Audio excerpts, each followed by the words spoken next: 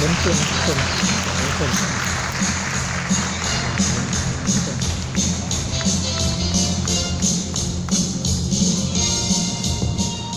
感谢咱的司仪哈今日中华民国不管到我们王理事长有荣誉理事长韩老这些贵宾包括我们林佳龙市长魏明谷县长有余县长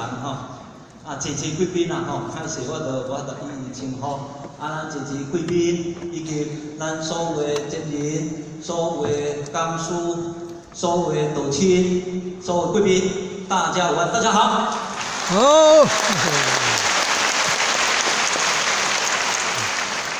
真欢喜来参加咱中华民国这个一贯道这个成立总会成立的30周年的感恩大会在此呢恭请盛会我甲大家同款。 抱着祝福甲欢喜的心呢，来祝福咱一贯道这个30岁的这个生日那么知影，尤其是这30年来阳光真无简单。比较早这个威权的社会、威权的政府没有所谓的这个角色或者是宗教的自由我会记得那像我们一贯道1988年。 成立，员工当时这个总教是受到压力，无法度讲自由来参与。我会记当时我学生的时阵，我嘛是偷偷去听道啦所以让我了解一贯道那当然，我想，尤其这几十年来我们也看到一贯道对于尤其王道的精神，对于呢发扬中华文化。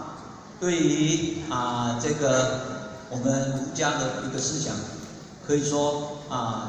真用心、真认真真付出员工咱一贯道的父亲，大家为这个社会来贡献、来付出，来如何来净化我们的社会、我们的人生、我们的心灵，以及让我们的社会更祥和今天呢，真欢喜来参加咱30周年的。 一个感恩大会，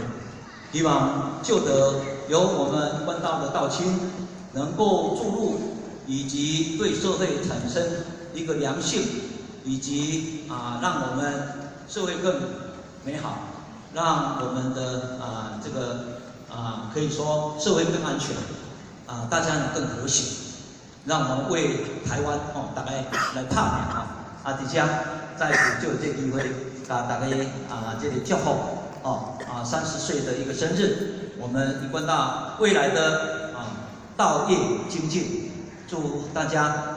法喜充满，祝大家身体健康，万事如意，谢谢，感谢。